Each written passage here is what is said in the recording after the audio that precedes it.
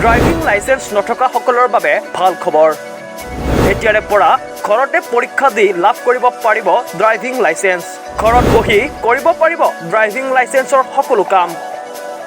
অসম চৰকাৰৰ পৰিবহণ নিগমৰ অধীনত অনলাইন লাৰ্ণাৰ লাইসেন্স প্ৰাপ্তিৰ সুবিধা আৰু ভেহিকেল ফিটনেছ এপৰ উন্মোচন আজিৰে পৰা লাভ কৰিব পাৰিব এই বিশেষ সুবিধা দ্বিতীয় অফিচ নোযোৱাকৈ ঘৰৰে পৰা পৰীক্ষা দি লাভ কৰিব পাৰিব online licence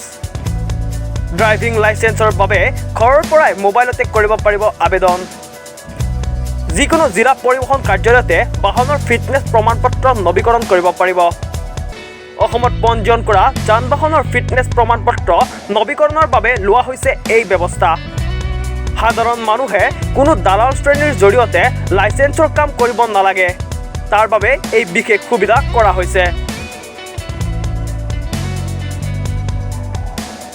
bureau report DB news